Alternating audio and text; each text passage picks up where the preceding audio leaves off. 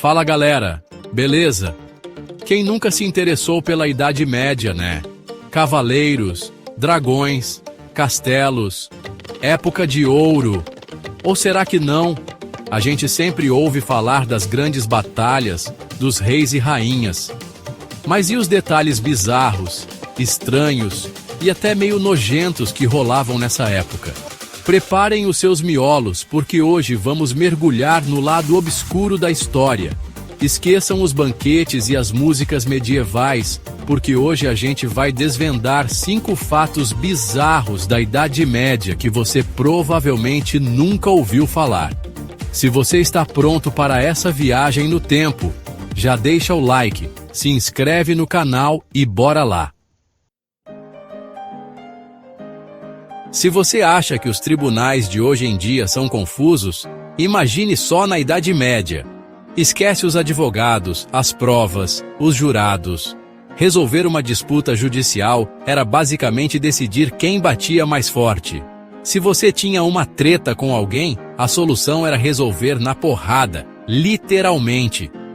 E o pior, isso valia para qualquer tipo de problema, desde uma briga por terras até uma acusação de bruxaria. As pessoas realmente acreditavam que Deus interferia no resultado da luta. Se você ganhasse, era porque Deus estava do seu lado. Se perdesse, bem, era sinal que você estava errado, né? Justiça divina. Claro que na prática, quem geralmente se dava bem eram os nobres fortes e treinados, que podiam contratar os melhores guerreiros para lutar por eles.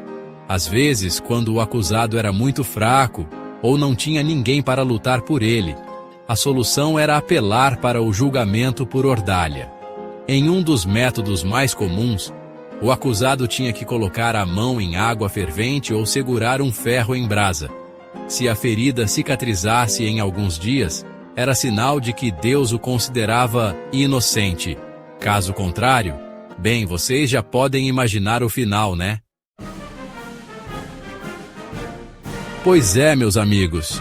Se você pensou que a justiça medieval já era estranha, prepare-se para o próximo nível, animais sendo julgados por crimes. É isso mesmo que você ouviu.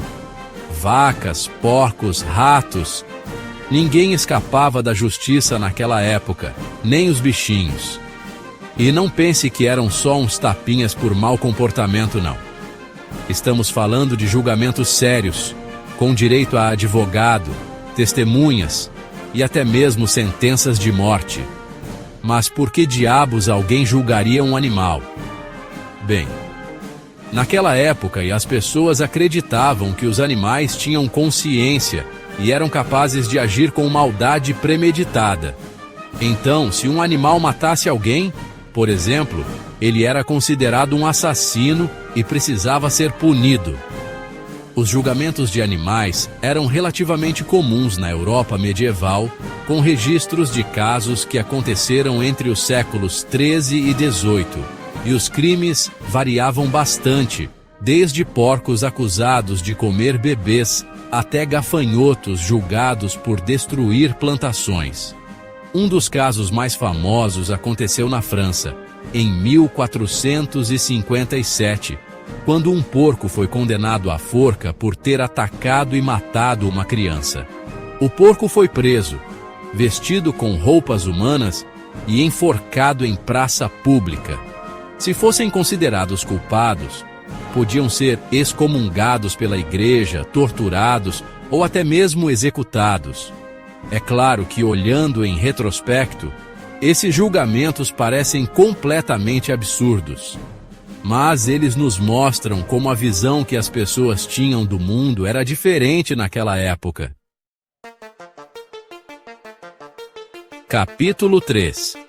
Santos indestrutíveis. A bizarra crença nos incorruptos. A Idade Média era uma época de grande fé religiosa, e a Igreja Católica exercia um poder imenso sobre a vida das pessoas. E um dos fenômenos mais estranhos e fascinantes dessa época eram os santos incorruptos. Imaginem só, corpos de homens e mulheres santos que, ao invés de se decompor após a morte como qualquer pessoa normal, permaneciam intactos, como se estivessem em um sono profundo. Pele macia, cabelos e unhas crescendo. Era como se o tempo simplesmente não passasse para esses corpos milagrosos.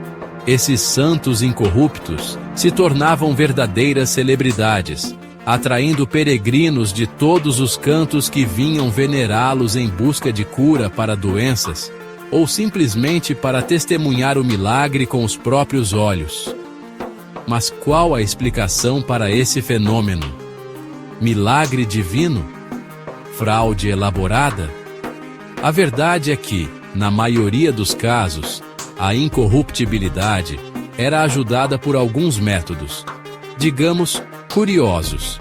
Alguns corpos eram envoltos em cera ou prata, enquanto outros eram constantemente banhados em perfumes e ervas aromáticas para mascarar o odor da decomposição.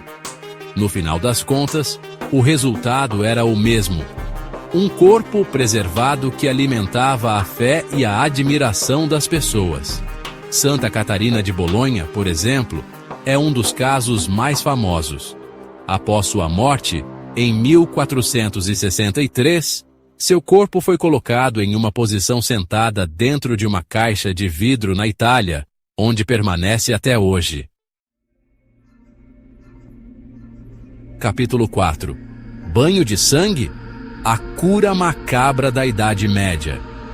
Se você acha que tomar um banho de lama para rejuvenescer já é estranho, prepare-se para a próxima, na Idade Média. Algumas pessoas acreditavam que a fonte da juventude e da saúde residia no sangue. Sim, você ouviu direito. Sangue humano, para ser mais específico.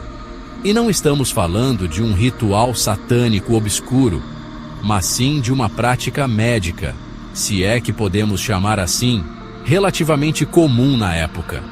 A lógica era a seguinte: se o sangue era a fonte da vida, então usar o sangue de pessoas jovens e saudáveis poderia, de alguma forma, transferir essa vitalidade para os doentes e idosos. E como eles faziam isso? Bem, digamos que os métodos não eram muito higiênicos.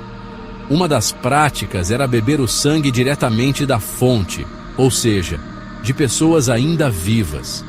Para tratar a epilepsia, por exemplo, era comum beber o sangue de gladiadores mortos em combate. Acreditava-se que o sangue desses guerreiros, cheios de vigor e coragem, teria poderes curativos especiais.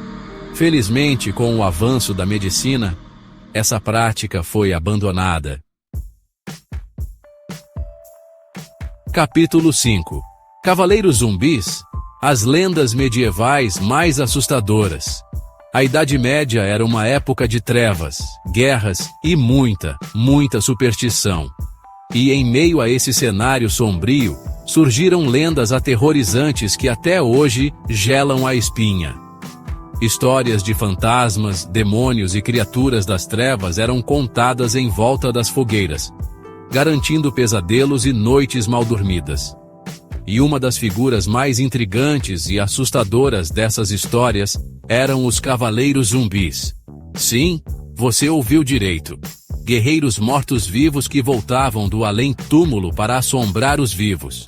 Imaginem só, em meio à névoa densa e fria de um campo de batalha, surge a figura imponente de um cavaleiro, com sua armadura enferrujada e o rosto escondido por um elmo vazio. Mas algo está errado. Seus movimentos são lentos e desajeitados. Seus olhos brilham com uma luz vermelha e sinistra, e um odor fétido de morte e decadência exala de seu corpo em decomposição. Esses cavaleiros zumbis eram movidos por um desejo insaciável de vingança, condenados a vagar pela terra até que suas almas atormentadas encontrassem a paz eterna.